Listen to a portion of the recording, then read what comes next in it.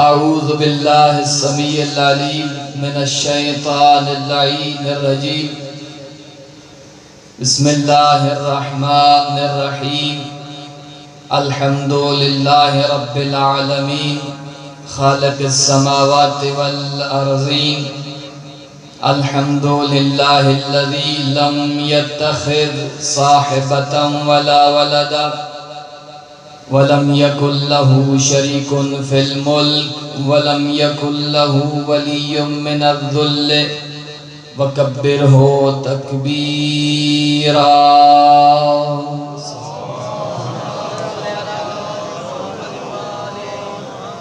الصلاة والسلام على النبي الأمي القرشي الهاشمي الأبطحي المكي المدني سيدنا الممجد بشيرنا المسدد نذيرنا المؤيد المصطفى الأمجد المحمود الأحمد حبيب إله العالمين أبي القاسم محمد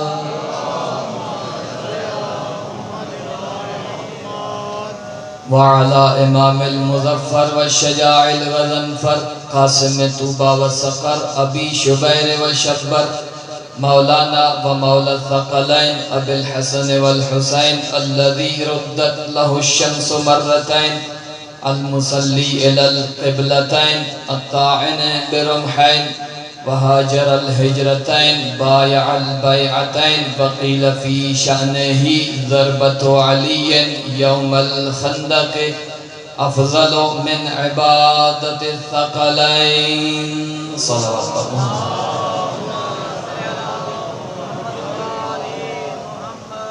وعلى زوجته الطيبة الطاهرة التقية النقية الراضية المرضية الحوراء الإنسية حبيبة الرحمن كما قال في القرآن مرج البحرين يلتقيان بينهما برزخ لا يبغيان فبأي آلاء ربكما تكذبان يخرج منهما اللؤلؤ والمرجان يعني الحسنات وقيل في شأنهما إن الحسن والحسين سيدا شباب أهل الجنة.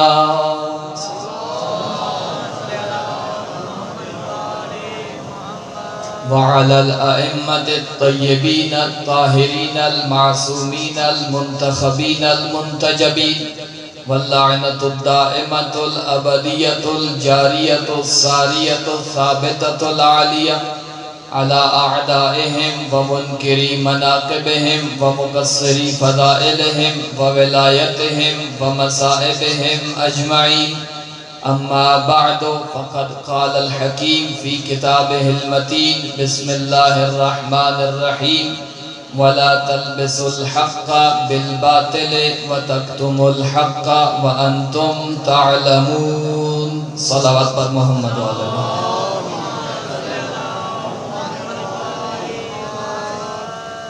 واجب الاحترام سامعین گرامی قدر محبان نبی و اہل بیت نبی عاشقان علی اور ماتمداران حسین ابن علی تشریف فرما. سبحان اللہ. نعرہ تکبیر، نعرہ رسالت. علی اور ماتمداران حسین ابن علی تشریف فرما ہیں. پروردگار کا یہ احسان ہے، اس خالق کائنات کا یہ لطف ہے، اس رب اکبر کا یہ فضل اور کرم ہے کہ جس نے ہمارے دلوں کی زمین میں آل محمد کی محبت سے شجرکاری کی ہے، جس نے ہمارے دلوں کی ویران زمین میں آل محمد سے محبت کی شجرکاری کی ہے، اور ہر سانس پر، ہر قدم پر، ہر لمحے میں اس خالق اکبر کا ہمارے اوپر لطف اور کرم اتنا ہے کہ جس نے ہماری آنکھوں کے اندھے کنوؤں کو یوسف سے نہیں فخر یوسف کے نور سے منور کیا. میں کوشش کروں گا کہ آواز بغیر سپیکر کے جہاں تک جا سکے. اس پروردگار کا احسان اور لطف ہے کہ جس نے ہمارے دلوں کو نور آل محمد سے منور کیا ہے. سبحان اللہ سبحان اللہ سبحان اللہ. ہمارے دل کی اجڑی ہوئی کائنات کو آل محمد کے نور سے منور کیا ہے. سبحان اللہ. سامعین گرامی قدر، میں آپ کو ایک ایسے زمانے میں لے کر جانا چاہتا ہوں ماشاءاللہ کہ جب دنیا ظلم کی تاریکیوں میں ڈوبی ہوئی تھی، نیکی نفس امارہ کی بے رحم زنجیروں سے جکڑی ہوئی تھی سبحان اللہ. اور تھر تھر کانپ رہی تھی. انسان بلکہ انسانیت لاقانونیت کے شکنجوں میں جکڑی ہوئی تھی ماشاءاللہ ماشاءاللہ. بسم اللہ. کہ اس وقت حق اور باطل کی تمیز کسی کو نہ تھی. سبحان اللہ. اس پروردگار عالم نے حق کو حق رکھنے کے لیے، باطل کو باطل رکھنے کے لیے اپنے نور کو اس زمین پر اتارا. ماشاءاللہ ماشاءاللہ. بسم اللہ. جن ذہنوں میں کل کی گفتگو ہے سبحان اللہ. وہ تو بڑی آسانی سے بات کو سمجھ جائیں گے کہ کل نور کے ایک حصے پر گفتگو ہوئی تھی سبحان اللہ. اور آج نور کے دوسرے حصے پر ہمیں گفتگو کرنا ہے. سبحان اللہ ماشاءاللہ ماشاءاللہ. اس پروردگار نے اس دور میں کہ جب کسی کو حق اور باطل کی تمیز نہ تھی، حق کو حق منوانے کے لیے اور باطل کو باطل سمجھانے کے لیے ایک نور کو اتارا، آفتاب ہدایت بنا کر. ماشاءاللہ ماشاءاللہ. سبحان اللہ. مگر اس آفتاب ہدایت کو زمانے کے گزرنے کے ساتھ ساتھ مہتاب امامت کی ضرورت بھی تھی. سبحان اللہ سبحان اللہ سبحان اللہ. کہ جب دعوت اسلام دین حق کی تبلیغ کے لمحات قریب سے قریب تر ہو رہے تھے، اس وقت محمد مصطفیٰ کو ایک ایسے مددگار کی ضرورت تھی کہ جس کے زور بازو سے اسلام کے مقدس وجود کو وجود مل سکے. اگرچہ گرمی ہے اور ممکن ہے کہ بعض سماعتوں تک میری آواز صحیح صاف نہ پہنچ رہی ہو، مگر جو میرے سامنے جوان بیٹھے ہیں اور جن کی سماعتیں ابھی تک بیدار بھی ہیں اور صحیح بھی ہیں، ان سے گزارش کروں گا کہ میرے ساتھ تھوڑی تھوڑی تائید کرتے چلیں تاکہ مجھے سمجھ آتی رہے کہ آپ کو بات سمجھ آ رہی ہے.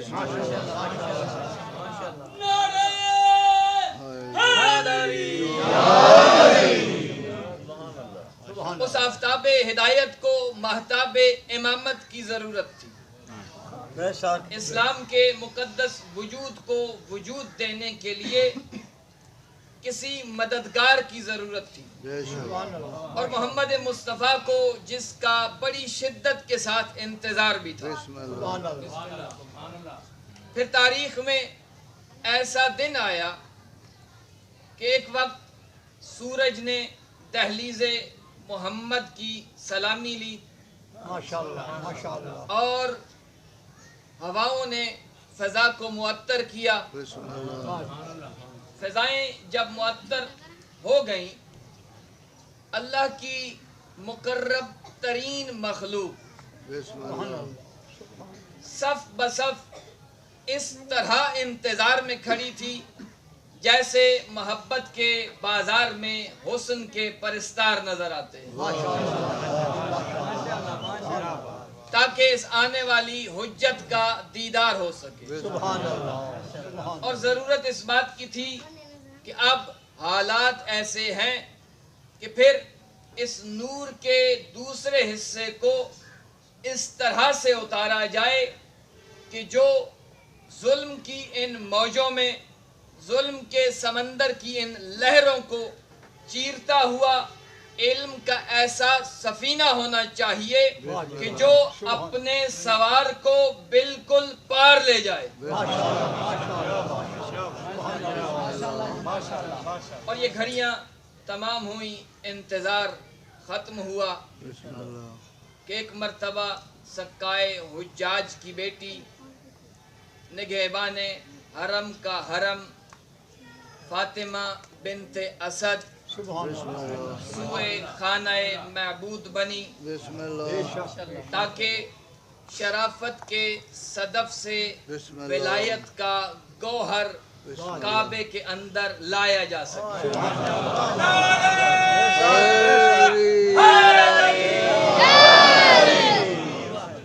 کچھ آپ سمجھ میں آ رہا ہے کہ علی پڑھنے کے لیے سپیکر کی ضرورت نہیں ہوتی۔ نعرہ حیدری! اور سامعین گرامی قدر، بی بی اپنے گھر سے نکلی اور اس مقام پر آئیں کہ جہاں بی بی کو آنا چاہیے تھا۔ ایک مرتبہ ایک شخص ہے راوی جو روایت کرتا ہے، ہم نے دیکھا کہ بی بی کعبے کی دیوار کے قریب آئیں اور ایک مرتبہ دروازے کو دیکھا، پھر دروازے میں لگے ہوئے تالے کو دیکھا۔ دیوار سے قریب ہو کر فاطمہ بنت اسد نے ایک دعا کی آسمان کی طرف دیکھ کر، یا رب انی مؤمنۃ بک ومصدقۃ بکلامک وکلام جدی الابراہیم وقد بنا بیتک العتیق وانی متوسلۃ بک وبملائکتک المقربین وبانبیائک المرسلین الا یسرت علی ولادتی۔ یہ کون کہہ رہا ہے؟ یہ اس کا حرم کہہ رہا ہے کہ جسے دنیا کافر کہتی ہے۔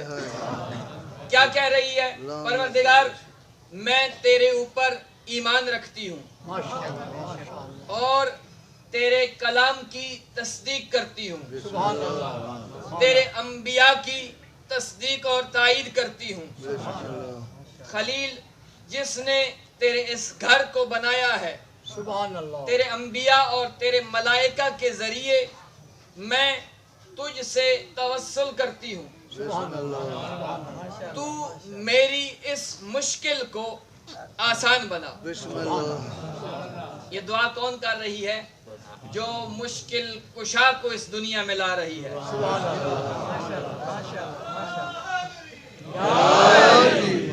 اس کا مطلب ہے بات آپ تک پہنچ رہی ہے۔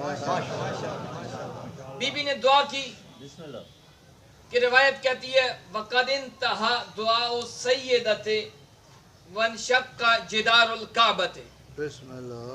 ایک مرتبہ حیدر کرار کی ماں کے لبوں کی جنبش ابھی ختم نہ ہونے پائی تھی کہ حجت خدا کے روب سے کعبے کا کلیجہ پھٹا اور علی کی ماں کعبے کے اندر اس طرح داخل ہوئی جیسے کوئی مالکن اپنی جاگیر میں داخل ہوتی ہے۔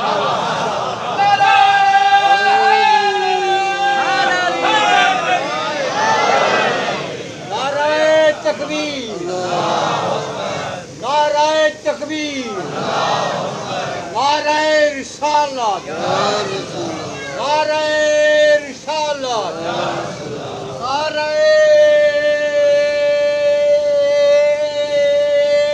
حیدری۔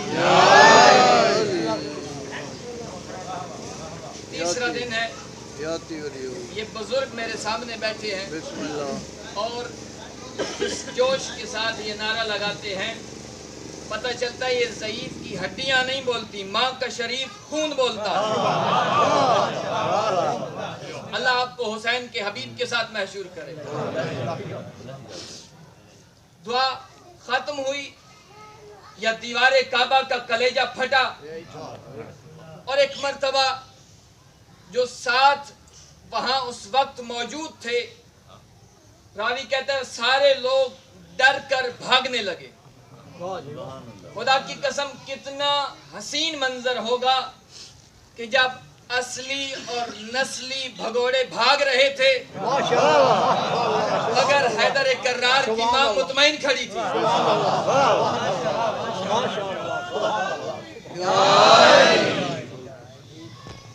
एक मर्तबा बीबी अंदर दाखिल हुई और दीवारे काबा वापस अपनी जगह पे आई।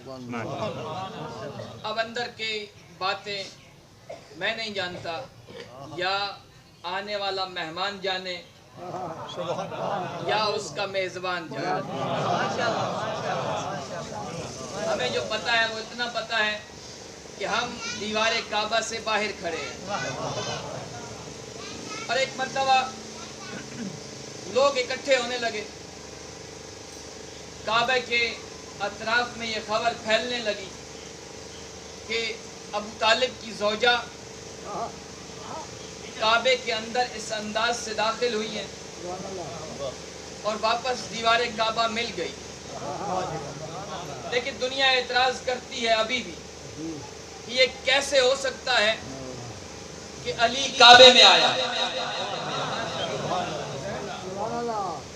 जाते हुए तो किसी ने देखा होगा, मगर जब 3 दिन उस परवरदिगार ने इंतजार करवाया, बाहर आते हुए हर किसी ने देखा है।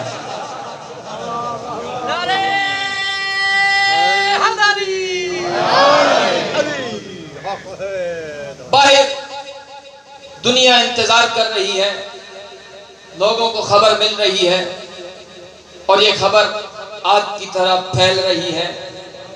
करिए में, बस्ती बस्ती में, मक्का के मुज़ाफ़ात में कि चलो काबे के अंदर कुछ हो रहा है। लोग एक मर्तबा इकट्ठे होने लगे।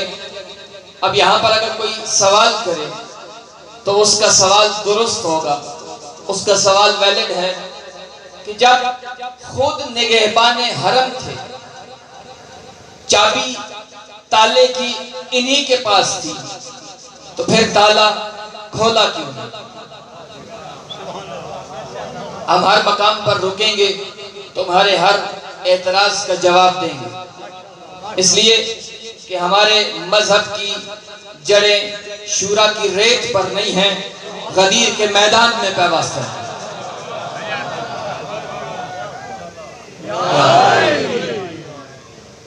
हमने जिसे माना है वो मुश्किल कुशा है, वो सिर्फ हमारा नहीं, वो नबियों का भी मुश्किल कुशा है। वो सिर्फ सवालों के जवाब नहीं बताता, वो सवाल बताकर जवाब देता है। तो एक मर्तबा सवाल तो होगा कि चाबी तुम्हारे पास है, ताला खोलते क्यों नहीं? ताला खोलने की कोशिश बहुत की गई, मगर जब उस परवरदिगार को मंजूर ही न था तो ये चाबी किस काम की? और वहां पर देखिए हर किस्म का बंदा मौजूद था, हर फन का आदमी मौजूद था। मैं यूं कहूं हर फन का फनकार वहां मौजूद था। किसी ने अबू तालिब को मशवरा दिया कि अबू तालिब इस ताले को काट देते, लोहार होगा। मशवरा दिया इसको काट दो। कोई चोर तबीयत का था, उसने कहा इसे तोड़ देते हैं। मशवरे आने लगे, ताला खोलने की कोशिश भी की जाने लगी, ताला खुला भी नहीं। कोई कह रहा है तोड़ देते हैं, कोई कह रहा है काट देते हैं। बराबर से नबी की आवाज अबू तालिब के कान में आई, चचा ये मेरे मुर्तजा की आमद का वक्त है। تالا توڑتے وہ ہیں جن کی کردار اچھے نہ ہوں. ہم تالا نہیں توڑے، ہم انتظار کریں. اور ایک مرتبہ پھر دنیا نے دیکھا، دیکھیں تالا کیوں نہیں ٹوٹا، تالا کیوں نہیں کھلا، تالا کیوں نہیں کاٹا گیا. اس کے لیے میں آپ کو تاریخ کے ایک باب میں لے کر جانا چاہتا ہوں. حضرت یوسف، یہ اللہ کا بڑا پیارا نبی ہے. قرآن میں اس کے نام سے پروردگار نے ایک سورت پوری اتاری ہے جس کا نام سورہ یوسف ہے، جس میں اس نبی کا تذکرہ بھی کیا. حضرت یوسف کو جب بھائیوں نے قتل کرنے کی کوشش کی، پھر فیصلہ کیا کہ اسے ایک کنویں میں ڈال دیتے ہیں. چھپ کر دیکھنے لگے، ایک قافلہ گزرا، انہوں نے پانی نکالنے کے لیے ڈول کنویں میں ڈالا. واپس جب ڈول آیا تو اس ڈول کے اوپر ایک بچہ بیٹھا ہوا تھا. اب اس نے کہا کہ یہ میرا ہے، مگر وہ بھائی جو یوسف کو کنویں میں ڈال کر چلے گئے تھے وہ واپس آن پہنچے، کہنے لگے یہ ہمارا ہے. تکرار ہوا، بحث ہوئی. انہوں نے اپنے بھائی کو 70 یا 80 کھوٹے سکوں کے عوض میں بیچ دیا. بکا یا نہیں یوسف؟ یوسف بک گئے، مصر کے بازار میں آ گئے. مصر کے بازار میں یوسف زر و جواہر میں تل گئے. جب تلے تو عزیز مصر کے دربار میں آ پہنچے. عزیز مصر کے دربار میں زندگی گزارنے لگے. ایک وقت ایسا آیا کہ جب نبی کی عزت اور عصمت خطرے میں تھی. بات سمجھ میں آ رہی ہے؟ تالے والی بات کو یاد رکھنا ہے کہ تالا نہیں کھلا. یہاں اس مقام پر نبی کی عزت اور عصمت خطرے میں ہے. اب یہ توحید کا اپنا معیار ہے، توحید کا اپنا مزاج ہے کہ جب کسی معصوم کی عزت اور عصمت کو بچانا ہو تو 7 تالے بھی بغیر چابی کے کھول دیتا ہے، اور جب کسی معصوم کی عزت اور عصمت منوانی ہو ایک تالا بھی چابی سے نہیں کھلنے دیتا.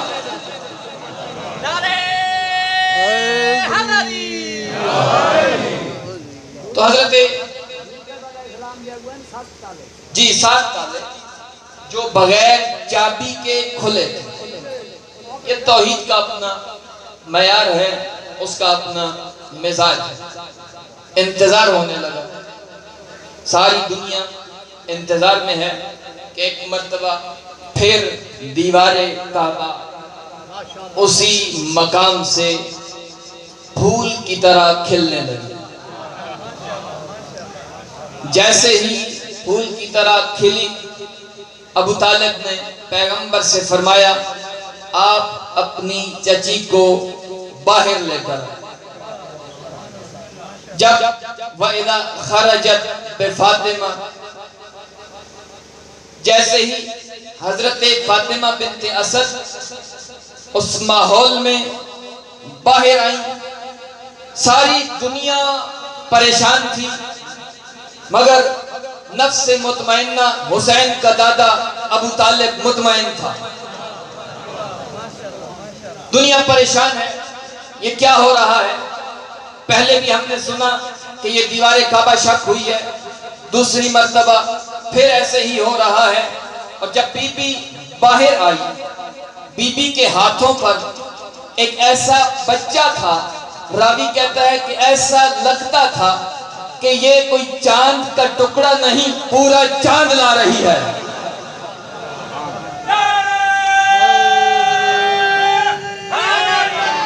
یا علی. جب آئی بی بی واستقبل سیدنا ابو طالب سیدتنا فاطمہ بنت اسد، ابو طالب نے اپنے حرم کا استقبال کیا. بی بی نے یہ بچہ لا کر ابو طالب کے ہاتھوں پر رکھا، بڑے اطمینان کے ساتھ بغیر کسی تردد کے، بغیر کسی ہچکچاہٹ کے، بغیر کسی پریشانی کے، بغیر کسی مشکل کے اس مشکل کشا کو اپنے باپ کے ہاتھوں پر رکھا۔ یہ بات آپ نے سنی کہ بڑے افتخار کے ساتھ، بڑے اطمینان کے ساتھ بی بی نے یہ بچہ ابو طالب کے ہاتھوں پر دیا۔ یہ امتیاز اور یہ افتخار بھی علی کے پاس ہے کہ علی کی ماں نے اس دور میں بڑے اطمینان کے ساتھ علی کو ابو طالب کے ہاتھوں میں دیا، ورنہ عرب کی اکثر عورتیں نجس ماحول میں اپنے بچے کا نام اور اس کے باپ کا نام الیکشن کے بعد پتہ کیا کرتی تھی۔ جب جرگہ مقرر ہوتا تھا، بڑے بڑے لوگوں کے نام جرگوں کے بعد کسی کے ساتھ نتھی ہوئے ہیں، اس کی شکل فلاں سے ملتی ہے، یہ اس کا بیٹا ہوگا۔ جب کوئی پیدا ہوتا تھا تو بڑے بڑے لوگ دعوے دار ہوتے تھے، سب کہتے تھے یہ ہمارا بیٹا۔ وَأَذَّنَ أَبُو طالب آذَانًا جَامِعًا فِي النَّاسِ هَلُمُّوا إِلَى وَلِيمَةِ عَلِيِّ بْنِ أَبِي طالب وَنَحَرَ 300 من الإبل وألف رأس من الغنم۔ روایت کہتی ہے ایک مرتبہ ابو طالب نے اس جمع غفیر میں اعلان کیا، لوگوں جس نے بھی علی ابن ابی طالب کا ولیمہ تناول کرنا ہے وہ آئے، میرے بیٹے کو سلام کرے اور کعبہ کے گرد 7 چکر لگائے۔ فَإِنَّ اللَّهَ شَرَّفَهُ، کیونکہ اللہ نے یہ شرف میرے بیٹے کو عطا کیا ہے جو نہ اس سے پہلے کسی کو ملا، نہ اس کے بعد کسی کو ملے گا، نہ کسی عام بندے کو ملا، نہ کسی نبی کو مل سکے گا۔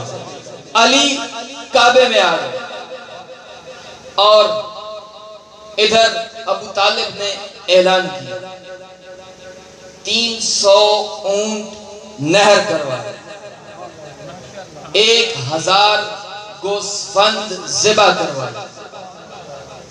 یہ وہ کام کر رہا ہے جسے دنیا غریب لکھتی ہے۔ آپ جانتے ہوں گے اونٹ اگر کسی نے رکھا ہوا ہے یا جا کر کسی سے اس کی قیمت معلوم کرنا آج کے دور میں ایک مہنگی گاڑی کی قیمت کے برابر ہے۔ اور 300 اونٹ کس نے ذبح اور نہر کیے؟ ابو طالب نے۔ اور لوگ کیا کہتے ہیں؟ ابو طالب غریب تھے، ابو طالب کے عیال زیادہ تھے، بچے زیادہ تھے، خاندان والوں میں تقسیم کیے تھے۔ علی رسول کے حصے میں آ گیا تو کیا ہو گیا؟ اس لیے آیا تھا علی کیونکہ ابو طالب کے پاس علی کو پالنے کے لیے کچھ تھا ہی نہیں۔ خدا کی قسم جھوٹ بولتا ہے تاریخ کا غیرت سے ناآشنا اور ضمیر فروش مورخ۔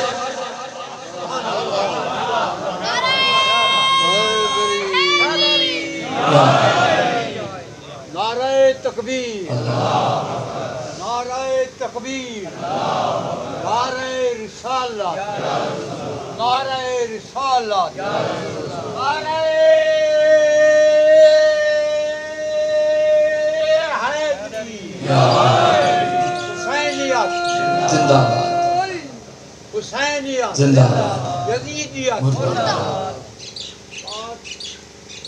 سیدہ بی بی فاطمہ الزہرا سلام اللہ علیہ دے قاتلاں تے لعنت۔ بے شک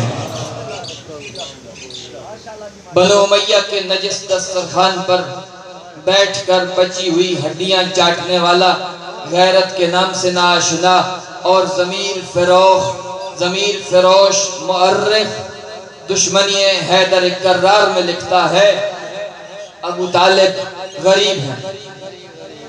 نہیں، ابو طالب امیر ہے، علی امیر عرب کا بیٹا ہے۔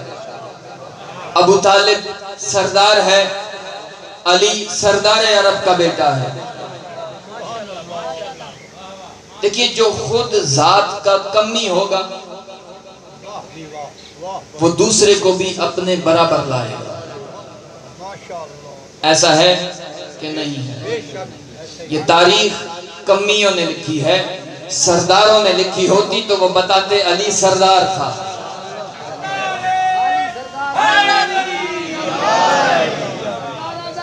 سردار خالی سردار نہیں، سرداروں کا بھی سردار.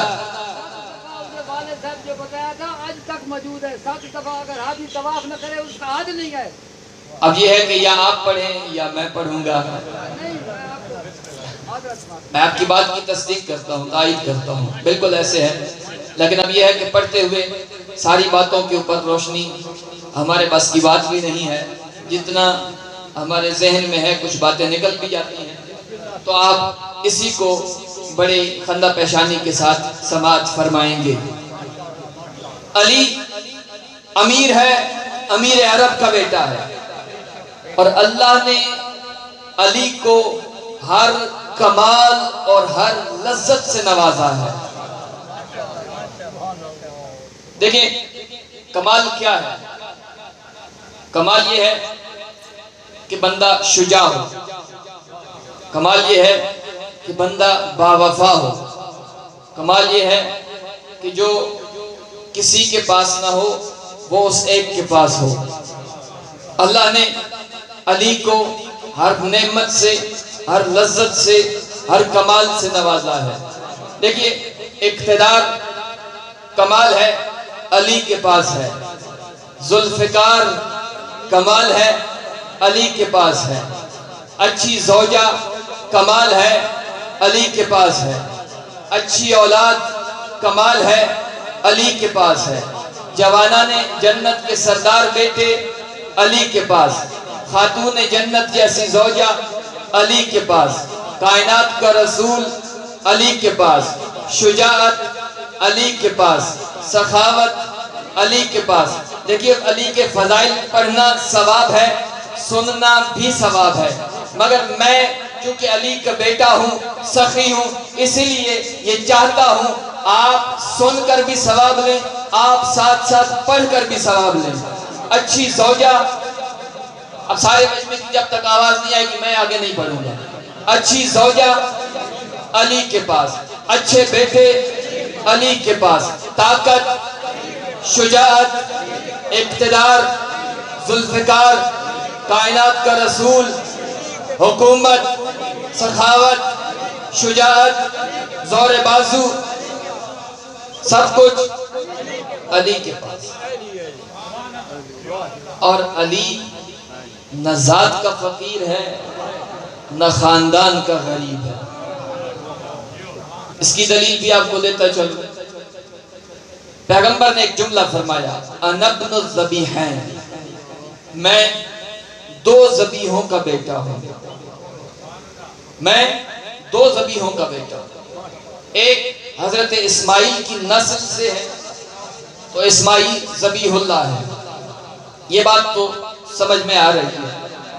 دوسرا ذبیح کون ہے کہ جس کی پیغمبر اولاد ہے، تو وہ حضرت عبداللہ ہے کہ جب حضرت عبد المطلب نے پیغمبر کے دادا نے یہ منت مانی کہ میں یہ کام میرا پورا ہو جائے اپنا ایک بیٹا قربان کروں، اور وہ نام نکلا حضرت عبداللہ کا کہ منت پوری ہو گئی، اب عبداللہ کو قربان کرنا ہوگا. یہ طے ہو گیا عبداللہ قربان ہوگا. مگر وہ آیا جسے دنیا کافر کہتی ہے، کیا کہہ رہا تھا؟ میرا بھائی عبداللہ قربان نہیں ہوگا. عبد المطلب نے کہا ہماری منت تھی وہ پوری ہو چکی اور اسے قربان تو ہونا ہے. فرمایا نہیں. کہا پھر اس کا حل؟ کہا آپ کفارہ دیں گے. کہا کفارہ کون دے گا؟ علی کے باپ نے کہا کفارہ ہم دیں گے. اب یہ بھی سن لیجئے کہ کفارہ کتنا تھا. کفارہ اس طرح تھا کہ قرعہ ڈالا گیا. ایک مرتبہ لکھا گیا ایک پرچی کے اوپر، یا جو طریقہ کار تھا کہ ایک اونٹ یا بچہ، ایک اونٹ دیں گے اور بچہ بچائیں گے یا نہیں؟ تو نام نکلا عبداللہ کا، عبداللہ قربان ہوگا۔ اس کا حل یہ ہے کہ دوسری طرف سے کفارے کی مقدار کو بڑھایا جائے۔ اگر آپ نے اپنا بچہ بچانا ہے تو کفارے کی مقدار کو بڑھا دیجیے۔ اب 2 اونٹ یا بچہ، نام نکلا عبداللہ کا۔ 5 اونٹ یا بچہ، نام نکلا عبداللہ کا۔ عبداللہ قربان ہوگا، بچانا ہے تو کفارہ بڑھائیے۔ 10 اونٹ، 20 اونٹ، 50 اونٹ یا بچہ، نکلا نام عبداللہ کا۔ 100 اونٹ یا بچہ، اب نکلا نام کہ 100 اونٹ۔ 100 اونٹ دے کر عبداللہ کو بچایا گیا۔ دیے کس نے؟ ابو طالب نے، جسے دنیا غریب لکھتی ہے۔ وہ 100 اونٹ صرف کفارے کے دے رہا ہے۔ وہ اپنے بیٹے کے پیدا ہونے کی خوشی میں 300 اونٹ نہر کر رہا ہے، اور دنیا کیا لکھتی ہے؟ غریب تھے۔ اب جن کی اپنی تجوریوں میں کچھ نہیں تھا، بیچارے لوگ دوسروں کو بھی اپنی طرح تصور کرتے رہے۔ تو میں 2 ذبیحوں کا بیٹا ہوں، ایک ابراہیم اسماعیل ذبیح اللہ، دوسرا حضرت عبداللہ۔ بچا لیا کس نے؟ حضرت ابو طالب نے۔ تو ابو طالب نہ ذات کے غریب ہیں نہ خاندان کے فقیر ہیں۔ علی بھی نہ ذات کا غریب ہے نہ خاندان کا فقیر ہے۔ اللہ نے ہر دولت سے، ہر نعمت سے علی کو نوازا ہے۔ اچھی زوجہ کس کے پاس؟ علی کے پاس۔ اقتدار کس کے پاس؟ علی کے پاس۔ ذوالفقار کس کے پاس؟ برج النوا کون ہے؟ شاہ لا فتح کون ہے؟ آیت تطہیر کا وارث کون ہے؟ منبر غدیر کا وارث کون ہے؟ ہر چیز علی کے پاس۔ اب اگلا جملہ تھوڑا سا خطرناک ہے، مگر آپ نے تھوڑا سا دل تھام کر تسلی سے سن کر پھر میرے جواب کا انتظار کر کے اس بات کو، مطلب کو تمام کر کے اپنے ذہنوں میں نقش کرنا ہے۔ کائنات کی ہر چیز علی کے پاس، سجدہ کرنے والے بھی علی کے پاس۔ لوگوں نے علی کو سجدہ کیا یا نہیں کیا؟ آپ پریشان ہو گئے ہیں، آپ کا حق بنتا ہے، مگر ہم مشکل کشا کے ماننے والے ہیں اور اس مشکل سے نکل کر یہاں سے اٹھے۔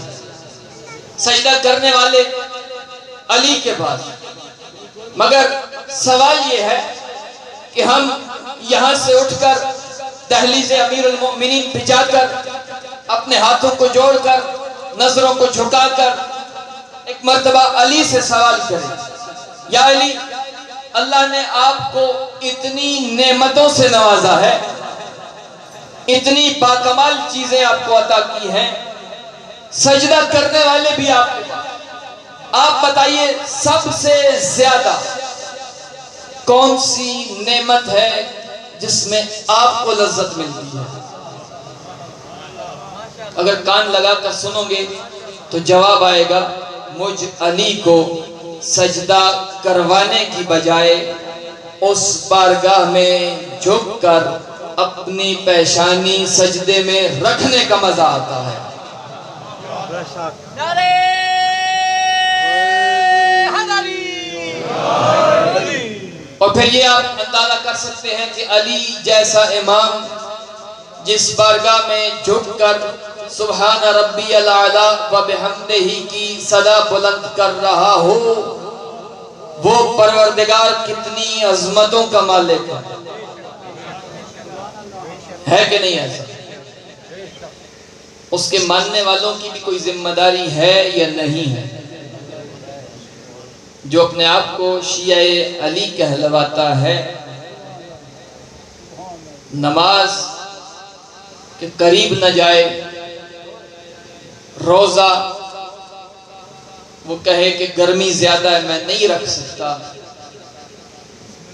تو پھر جواب اپنے گریبان میں جھانک کر علی کو اپنے سامنے رکھ کر لے لینا کہ تیرے اور میرے اس عمل سے میرا امام خوش ہے یا ناراض ہے۔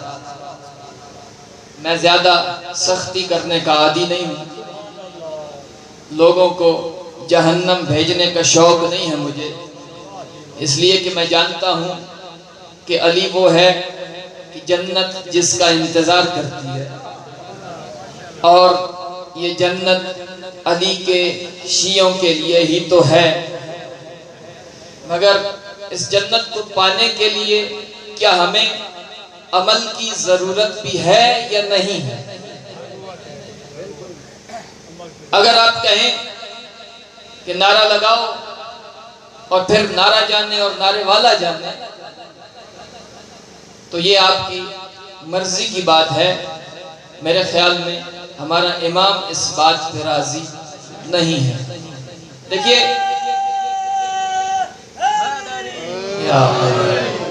نعرہ لگانے کا ثواب ہے، نعرہ لگانے کا بہت زیادہ ثواب ہے، اس لیے کہ علی کا نام نہ ہر زبان پہ آ سکتا ہے، نہ ہر دل میں سما سکتا ہے۔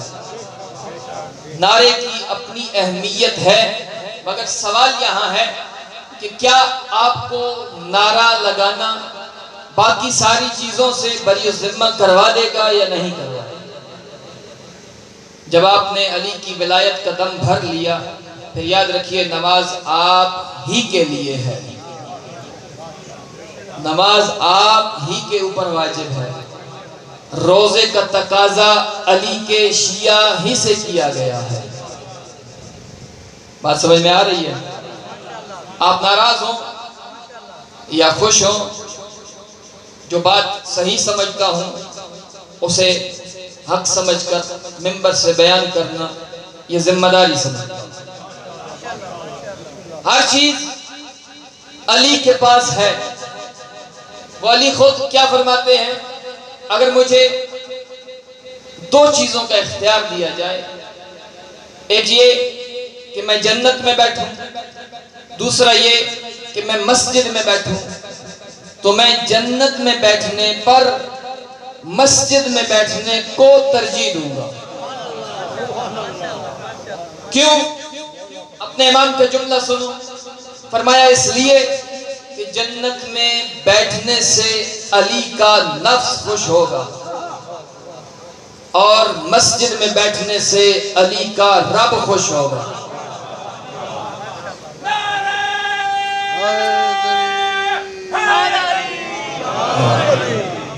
پیچھے والے بندے شاید ناراض ہو گئے ہیں۔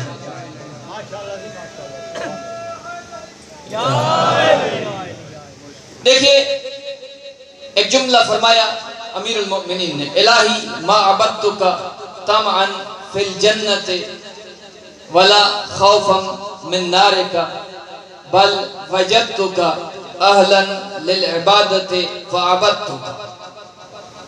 پروردگار علی تجھے اس لیے نہیں جھکتا کہ جنت مل جائے، علی تجھے اس لیے بھی نہیں جھکتا کہ جہنم کا ڈر ہے، یا علی پھر جھکتے کیوں ہیں؟ بل وجدتک اہلا للعبادت فعبدتک، علی تجھے جھکتا اس لیے ہے کہ تو لائق عبادت ہے۔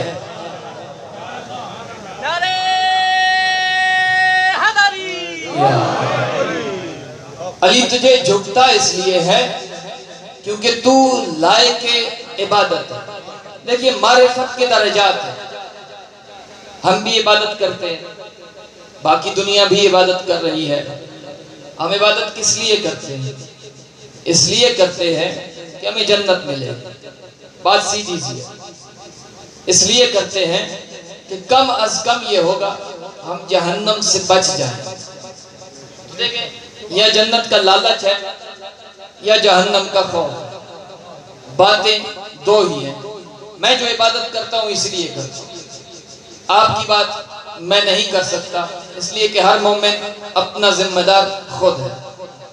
میری معرفت اتنی سی ہی ہے کہ میں اس پروردگار کی بارگاہ میں جھکتا ہوں، سجدہ کرتا ہوں، مگر اس لالچ کے ساتھ کہ مجھے جنت ملے گی، مجھے جزا ملے گی، مجھے اس کا انعام ملے گا، یا اس لیے کرتا ہوں کہ اگر میں نے یہ عبادت نہ کی تو مجھے سزا ملے گی، مجھے جہنم میں ڈالا جائے گا۔ باتیں دو ہی ہیں، یا لالچ ہے یا خوف ہے۔ میں اس لالچ کی وجہ سے یا خوف سے میں اس پروردگار کو جھک رہا ہوں۔ یہ ہے مومن، اور وہ کہ جو کہے کہ میں نہ تجھے جنت کے لالچ میں جھکتا ہوں نہ تجھے جہنم کے ڈر سے جھکتا ہوں، اسے ہم امیر المؤمنین کہتے ہیں۔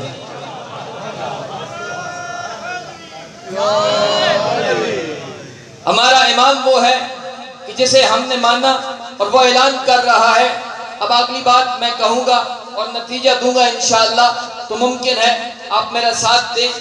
ہمارا امام وہ ہے جو کہے کہ میں جنت کے لالچ میں نہیں جھکتا، میں جہنم کے خوف سے بھی نہیں جھکتا، میں جھکتا اس لیے ہوں کیونکہ تو لائق عبادت ہے۔ اس جملے کو ذہن میں رکھیے گا، تو لائق عبادت ہے۔ یہی قافیہ سمجھیں یا ردیف سمجھیں، نتیجہ اسی سے ملتا جلتا آئے گا۔ اب میں یہاں سے آپ مومنین سے اجازت لے کر، آپ کی طرف سے آپ کا وکیل بن کر، میں ایک جملہ امیر المؤمنین کی بارگاہ میں کہنا چاہتا ہوں، مگر اس سے پہلے آپ کی مرضی لینا چاہتا ہوں کہ کیا آپ راضی ہیں میں آپ کی وکالت کروں، میں امیر المؤمنین کی بارگاہ میں جا کر ایک جملہ کہوں؟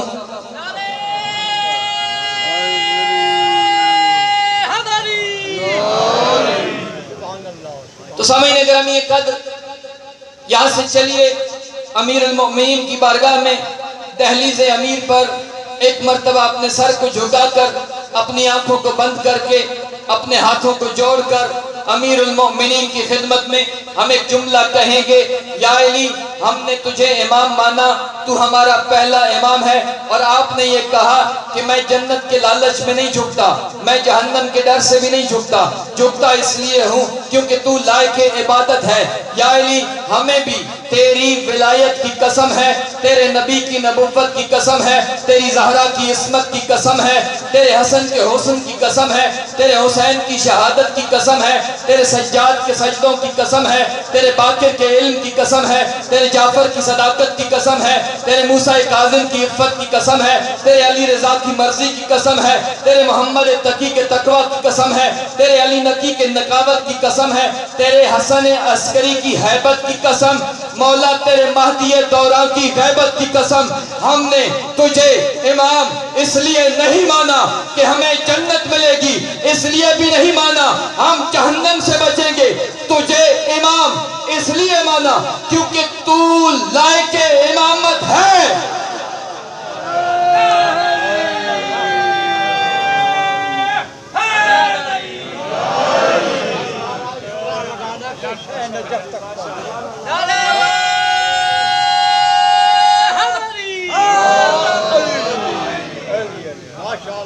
خوشنود امام زمانہ بلندر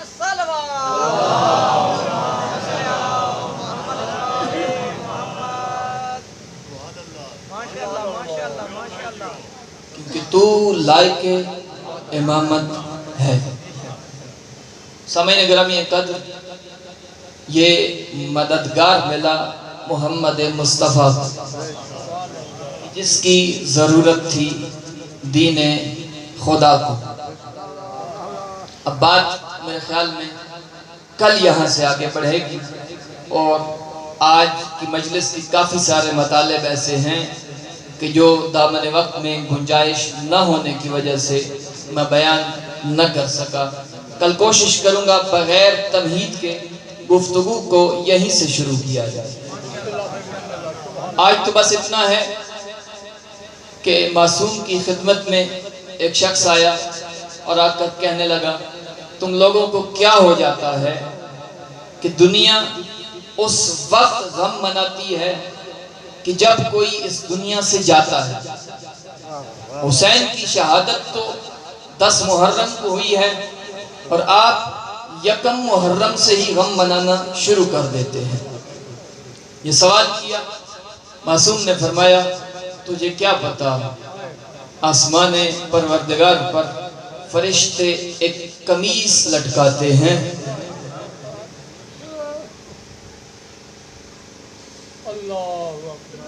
جو تیروں سے چھلنی ہوتی ہے، جس میں خنجر کے وار ہوتے ہیں،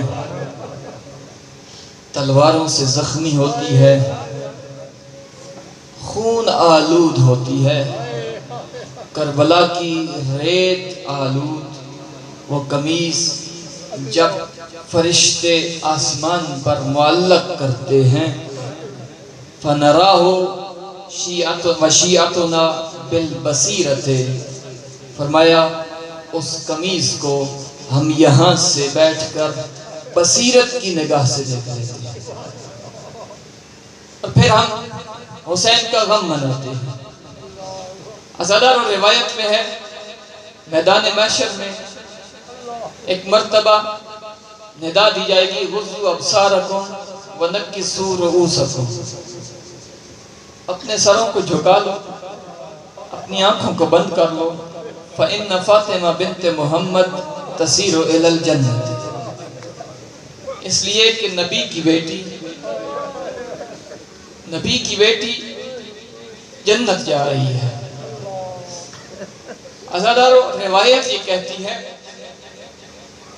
جب فاطمہ بنت محمد میدان محشر میں وارد ہوں گی، ایک ہاتھ میں اپنا مسموم حسن ہوگا،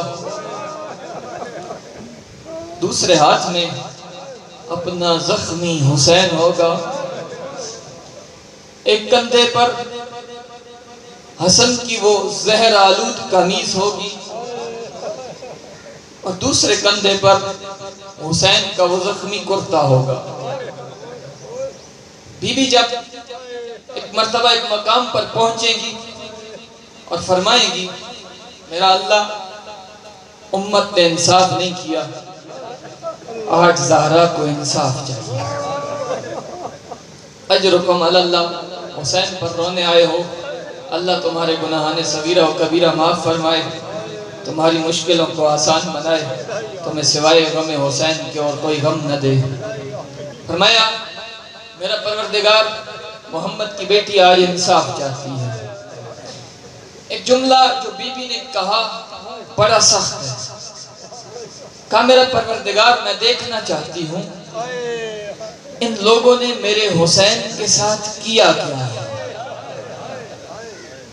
اب یہاں پر زمین کا ایک ٹکڑا باقی محشر کے میدان سے بلند ہوگا، ایک منظر پیش کیا جائے گا.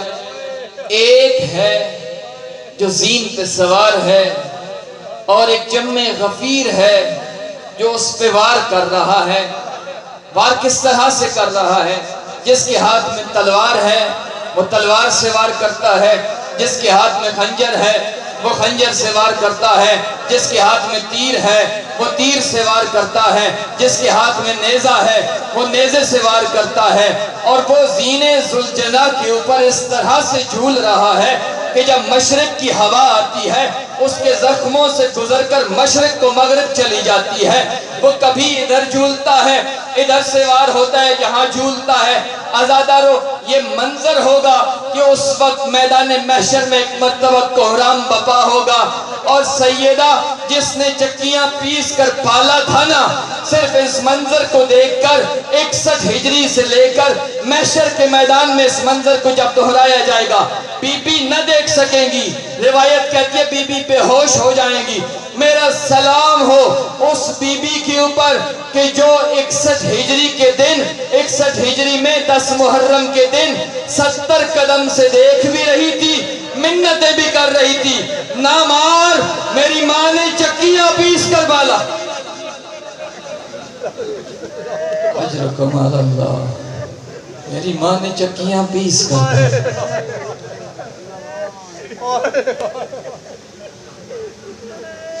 خدا کی قسم دنیا سمجھتی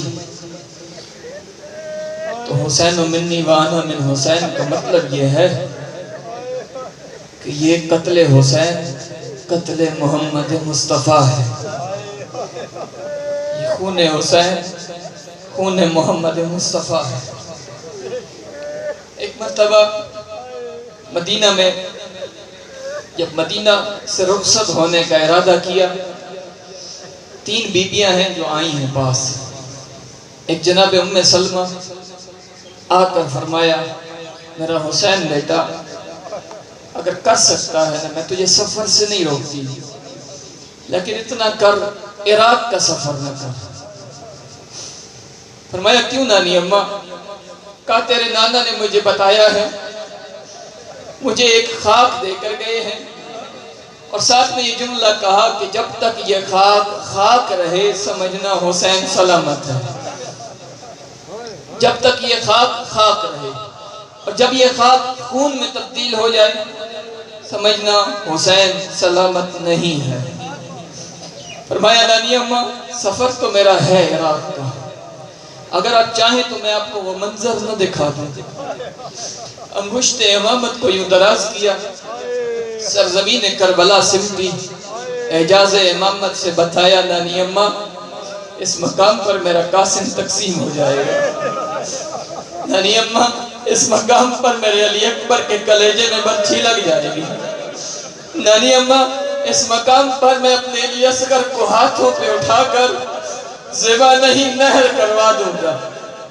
نانی اماں اس مقام پر تیرا حسین مارا جائے گا. نانی اماں حد یہ ہے اس مقام پر میری سکینہ کے رخساروں پہ تماچے مارے جائیں گے. عزادارو کہا نانی اماں اگر آپ کی خواہش ہو میں آپ کو زمین کربلا سے تھوڑی سی خاک اٹھا کر نہ دے دوں، آپ یہ خاک اس شیشی میں رکھیں جو میری نانا نے دی ہے. اور نانی اماں جب تک یہ خاک رہے نا سمجھنا حسین سلامت ہے.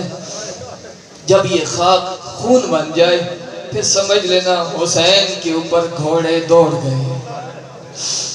عزادارو یہاں سے چلے اپنی پھپھی کے پاس آئے جناب ام ہانی. انہوں نے بھی منع کیا.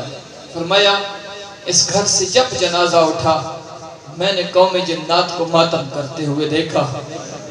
حسن کے جنازے میں تیر لگے، قوم جنات نے ماتم کیا. فاطمہ کا پہلو زخمی ہوا، رات کی تاریکی میں اس بی بی کو دفن کیا گیا. میں نے قوم جنات کا نوحہ سنا. علی ابن ابی طالب کے سر میں ضرب لگی، میں نے قوم جنات کا نوحہ سنا. پیغمبر اس دنیا سے گئے، میں نے قوم جنات کا نوحہ سنا. حسین جب سے تو نے جانے کا ارادہ کیا ہے نا میں قوم جنات کا نوحہ سن رہی ہوں. فرمایا پھپھی اماں یہ تقدیر الہی ہے، ایسا ہو کر رہے گا. تیسری بی بی جناب ام البنین امام حسین کی خدمت میں آ کر کہنے لگی حسین مجھے اپنی وفا پر شک تو نہیں ہے مگر مجھے ضمانت چاہیے. حسین کہیں ایسا نہ ہو کہ میں نے عباس کو جس دن کے لیے مانگا تھا وہ دن آئے تو عباس تجھے چھوڑ نہ جائے. عباس کو بلایا، کہا اپنی ماں کو مطمئن کرو. کہنے لگے اماں عباس کو 70 مرتبہ قتل کر کے اس کی خاک کو ہوا میں اڑا دیا جائے پھر زندہ کیا جائے. کسی کے اندر اتنی ہمت نہیں آنے دوں گا کہ وہ بطول کے بیٹے کو ٹیڑھی آنکھ سے بھی دیکھ سکے. عزادارو جب دیکھا نا مطمئن کر لیا. اب نانا کی قبر پہ آئے.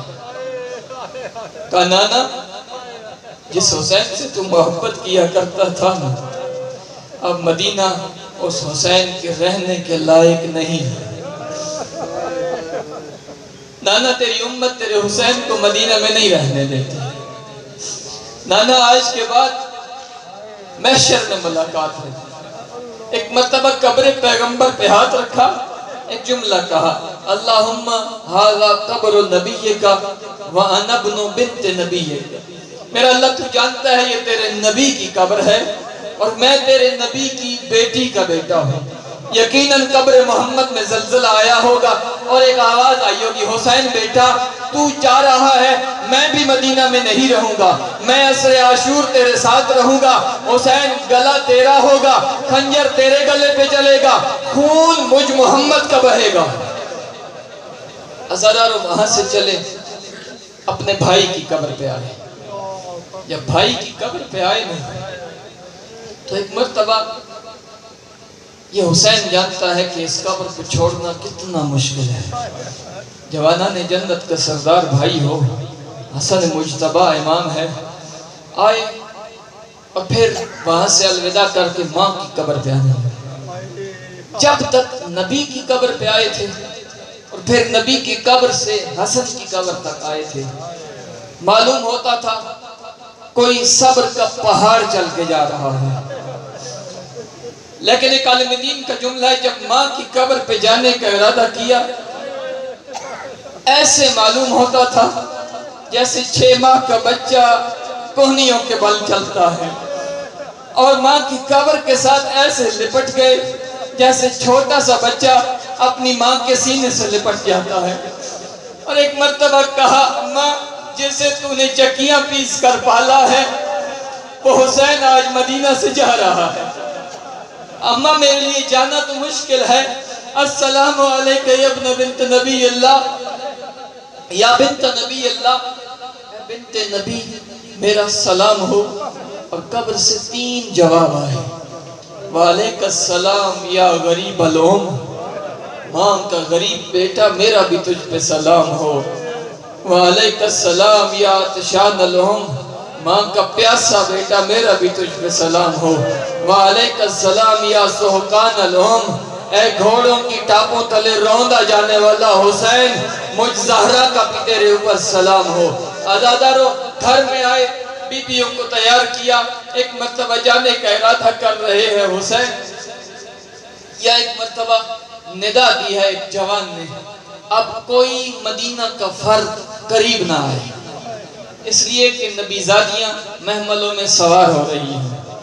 جیسے ہی سوار ہونے کا وقت آیا نا، کوئی بی بی ہے جو نکلتی ہے تو قاسم بڑھ کر سوار کراتا ہے، کوئی بی بی ہے جو نکلتی ہے علی اکبر بڑھ کر سوار کرا رہا ہے، کوئی بی بی ہے جو اپنے گھر سے نکل رہی ہے تو اسے عباس سوار کرا رہے ہیں. عزادارو ایک بی بی ایسی ہے جو اپنے گھر سے جیسے ہی نکلنے لگی ہے نا، جیسے ہی اس نے قدم اٹھائے حسین سے اپنی مسند چھوٹ گئی. قاسم بڑھ کر پردہ سیدھا کرنے لگے، علی اکبر نے بڑھ کر جوتے سیدھے کیے، عباس بڑھے ہیں آگے. یہاں پر ایک عالم دین نے جملہ کہا، کہنے لگے عباس کیا کر رہے تھے؟ جب علی کی بیٹی پاؤں اٹھا رہی تھی نا، جس جگہ پہ پاؤں رکھ کے نبی زادی اٹھاتی تھی، عباس اس مقام کو چومتے بھی تھے، پھر وہ نشان قدم زینب کبریٰ مٹا دیتے تھے.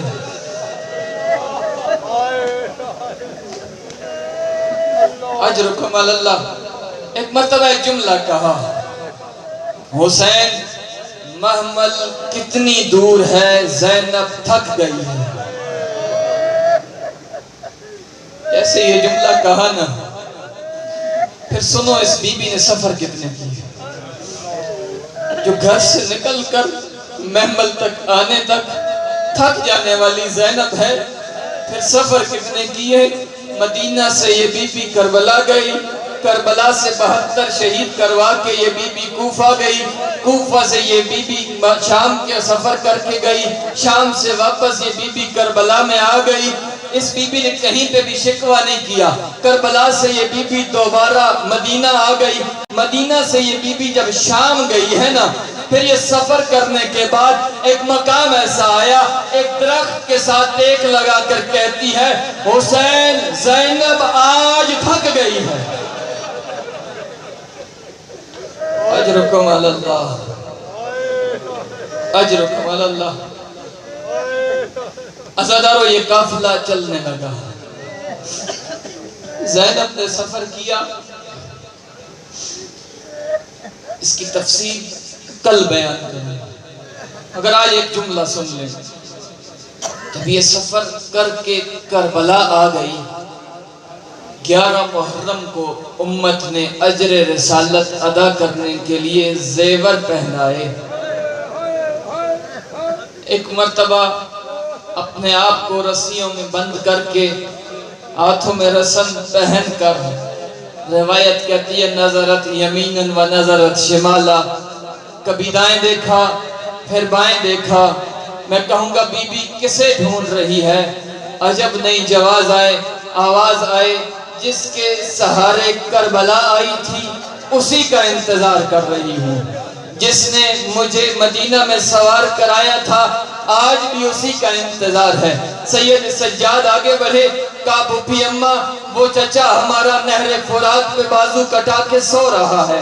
زانو کو طے کیا، کہا پھوپھی اماں آپ سوار ہو جائیے۔ جب زینب عالیہ محمل پر نہیں، پشتے